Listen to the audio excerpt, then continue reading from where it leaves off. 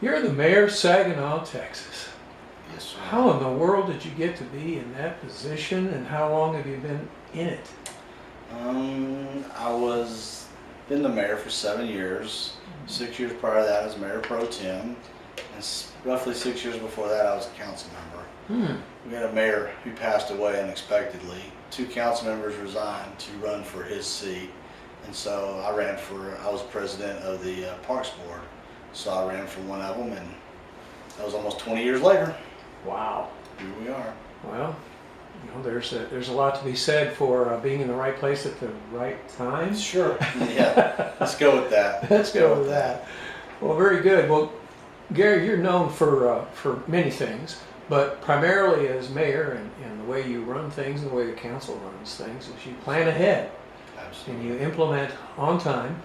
Execute is the right word. There you go. And one of the exciting things that's happening is something that I'd like you to explain, and that's going forward. And I'd like you to kind of explain to the community what you've accomplished, what the city has accomplished in the last year. Well, that's a good place to start, because in the last year we've been able to complete the construction of the new city hall, and we did that completely from cash reserves. We've been saving for like 25 years to do that. You know, you hear a lot of these people that are our neighbor to the north, just northeast, I guess Richland Hills did like a $48 million complex, and ours is 2.1. It's done out of cash flow. We're very prudent in our expenditures. We completed the Parks Master Plan, and the reason that's important for us is how do you know what is the next step if you don't have a long-range plan?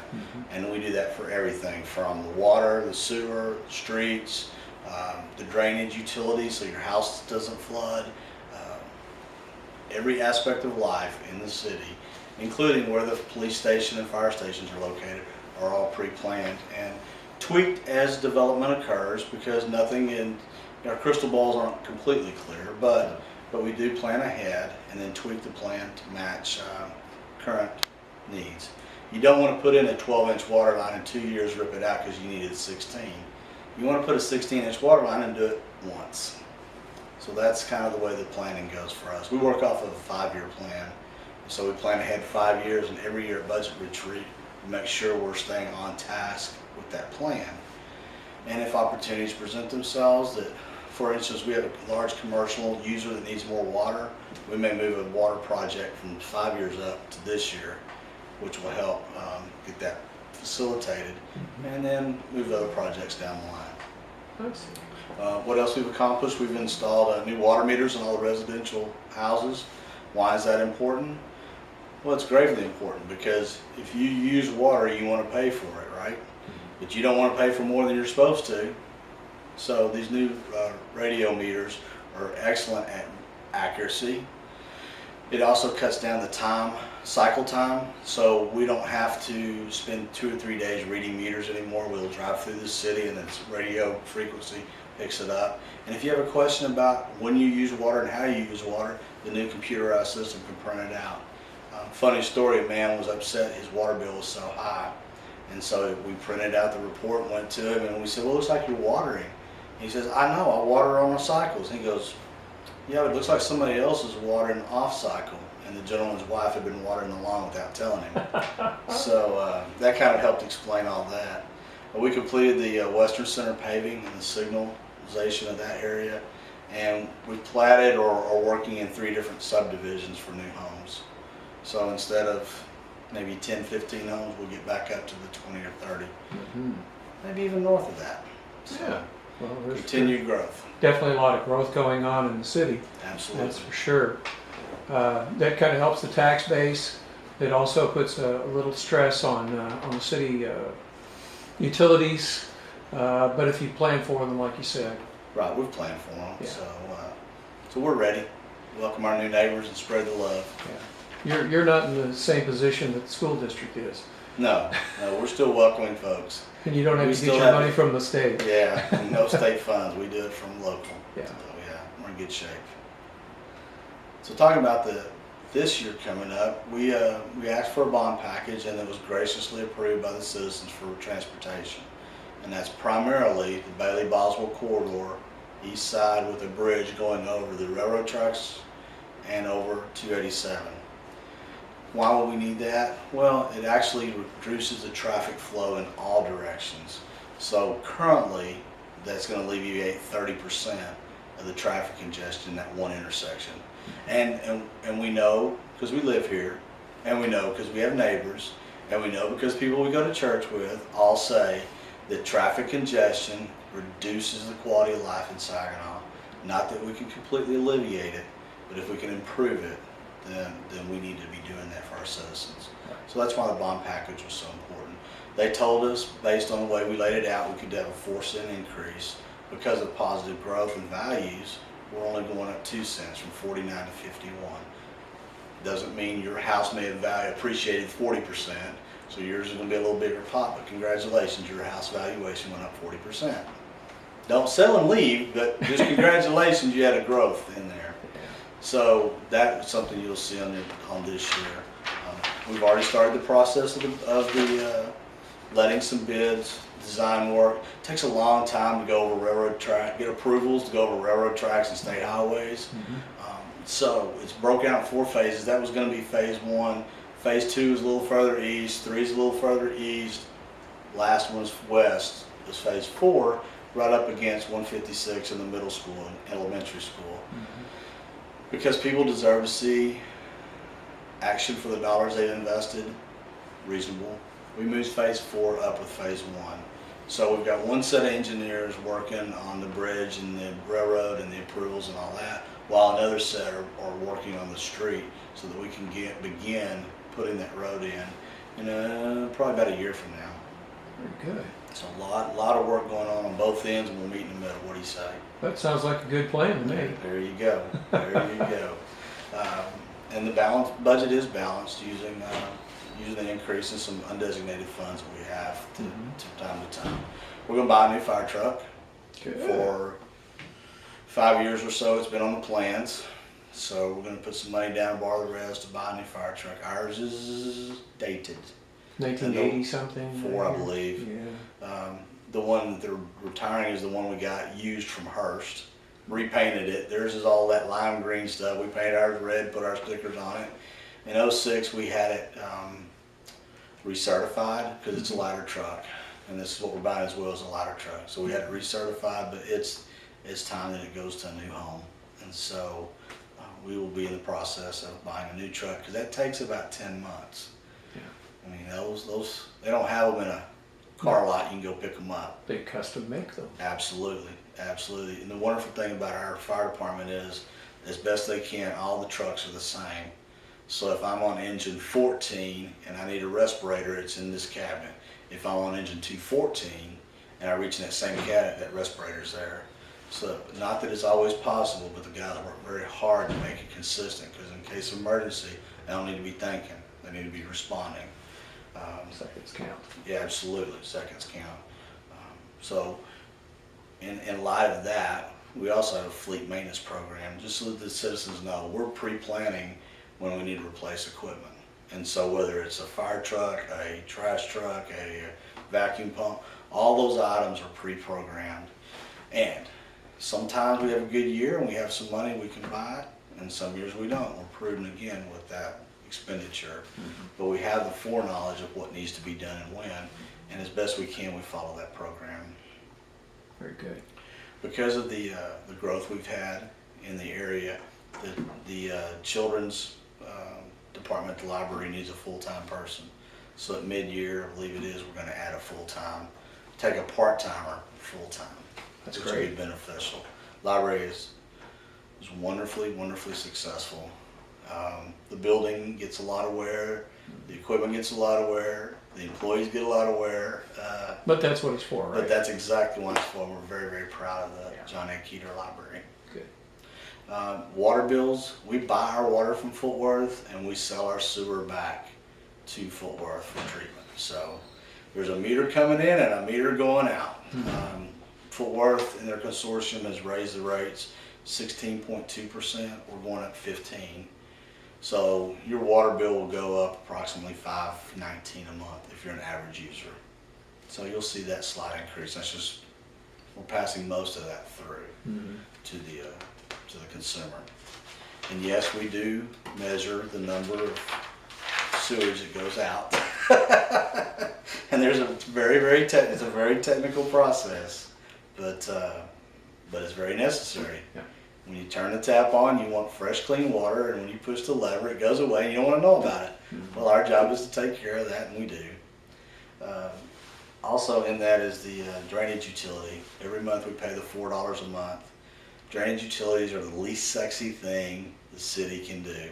They're behind homes, they're down in a bar ditch, they're out of sight, out of mind. They're all, not now, but all will be eventually concreted in. So, got to get that water from the northwest section out the southeast end of town.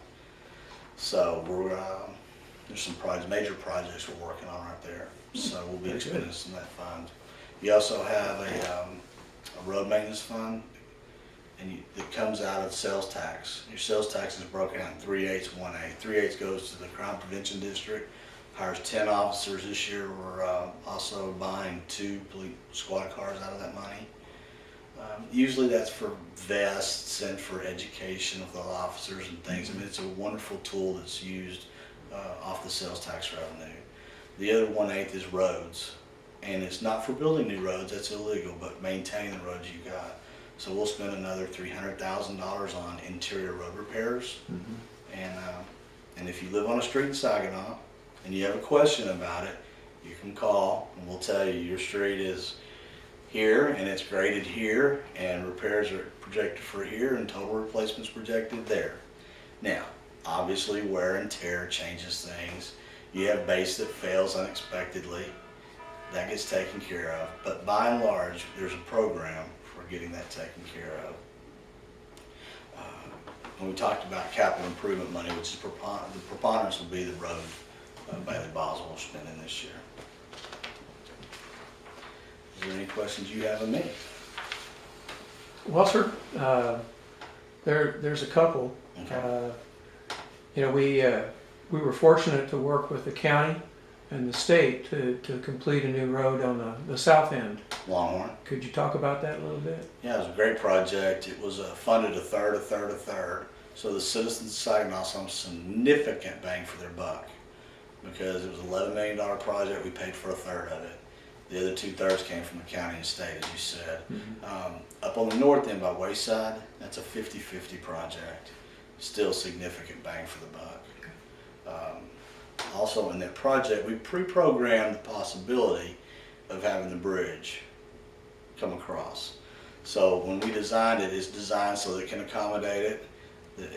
It's laid out so they're just going to restripe some of the roads, take out a little bit of concrete, boom, we land a bridge. So it's not wasting money. The other side is Commissioner Johnson has some discretionary funds with the county, and he's put $4 million into our $28 million project. Very good. So he's going to cover 1/6 of the costs. So right now is a good time to do construction. Construction prices are ooching, so we're trying to get the design working as quickly as we can, take advantage of the construction costs being low, and hopefully we'll get some extra money to do other projects out of it. Great. Could you talk about the Parks and Recreation Department and what's going on over there? Anything exciting and different and new, or? More of the same, which is really good. Little stuff in this year's budget for furniture for the rec center. Talked about school boards and things like that down at the ball field. Keith does a really good job, really solid at providing good value for the money that he has. Lots of programming goes on, believe it or not, down at that rec center. I believe it. This last year, I know that you guys put in a new floor, new bleachers. That's Yeah. major. Last budget was his turn. He got quite a bit of the discretionary funding. So this year it rolled on down the road. So there's not a lot of new stuff. Yeah. Obviously some furniture and carpet replacement, but yeah, he got treated well last year. Well, and in turn, so did the citizens. Absolutely. The good news is there's a lot of activity and a lot of pressure on that building because people are using. The other side of that coin is there's a lot of pressure on the building, so replacements and things are a little ahead of time. Like the taste of Northwest. yeah, that's a good program that comes every year and puts a lot of pressure on that little building. It sure does. I'll It's tell a you what, wonder- it is a big draw. Absolutely. Wonderful exposure of our local restaurants to Mhm. the citizens as well as our facilities. Yeah. Well, excellent. Talk to me about the way when the bridge is put in over there as the extension or connecting portion of Bailey Boswell. What do you think is going to happen on the other side of the tracks? Well, we're hoping that commercial corridor will open up. You know, the last phase of economic development that came through, people saw the railroad, people being developers and end users, tenants, saw that railroad track as a visual dam, if you will, and people couldn't get through. Just the fact there's a bridge across there, people can traverse back and forth at will, should open all that up. So the next time we have a cycle of development for the commercial process, those commercial people will view that property differently. And that'll give us a great exposure for future growth. Very good. Wow. I'm drawing a blank. I'll let you ad lib a little, unless you're drawing a blank. No, it's we're very fortunate to be where we are in Saginaw. It's a good time to be there. Good quality of life. We have a lower tax base than most, with access to anywhere.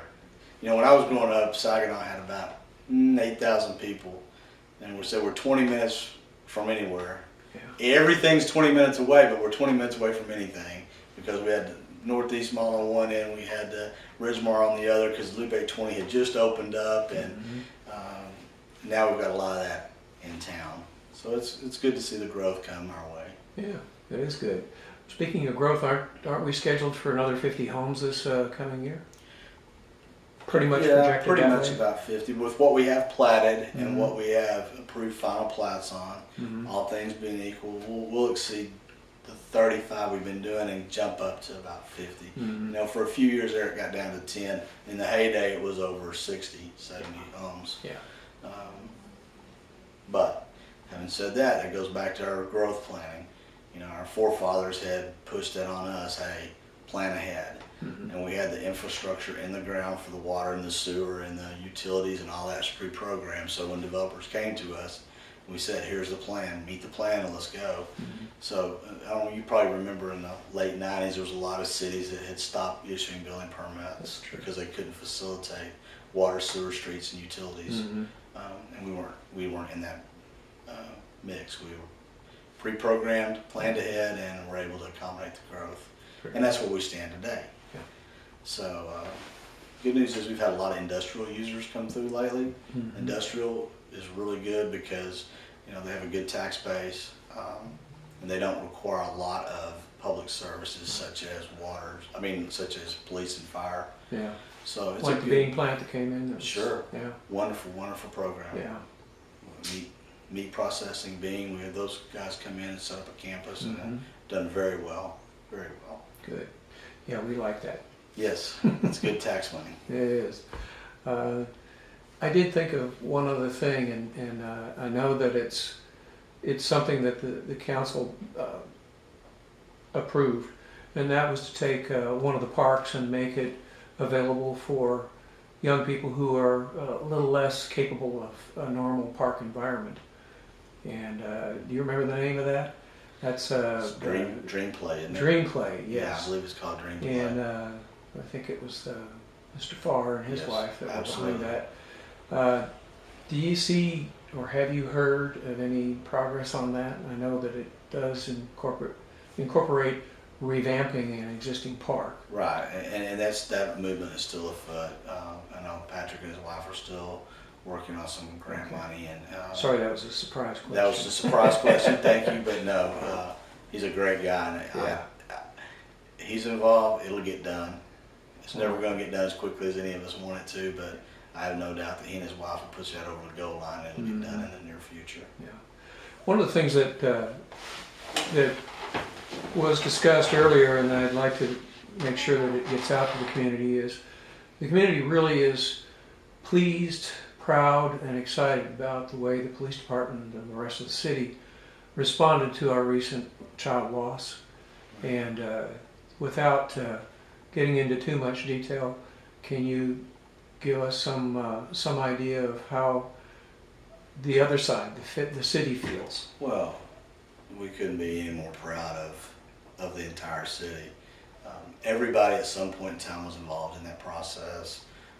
The fact that the relationships that our police have with the Texas Rangers and the county and the who else, FBI that we brought in, I mean, it's wonderful you have those type of relationships. You know, excellent policing is their motto, and they really work towards that goal. Very slow and meticulous was the process, because we didn't want to do anything that would allow somebody to walk away on a technicality. Right. So it was very methodical, and it was hard.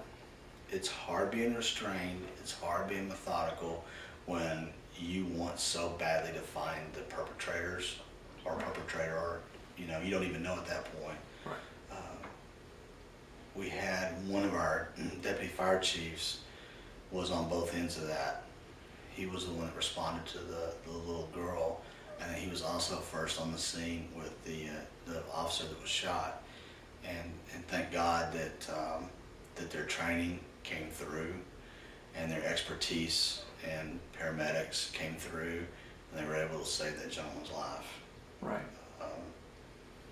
So it was little, everybody has some different degrees of affiliation and association, but you couldn't be more proud of any group that was were so professional and made sure there was closure.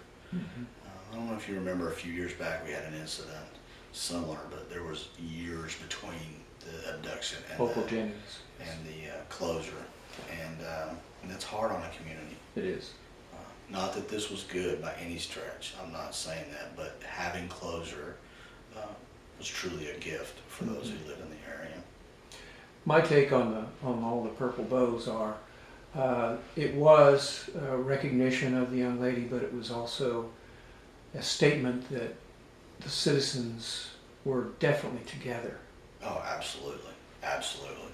And after the fact, they had some volunteers got together and had a bunch of food donated and cooked some, and showed their appreciation for the hard work that had gone into by all the agencies, not just us, but all the agencies. Right.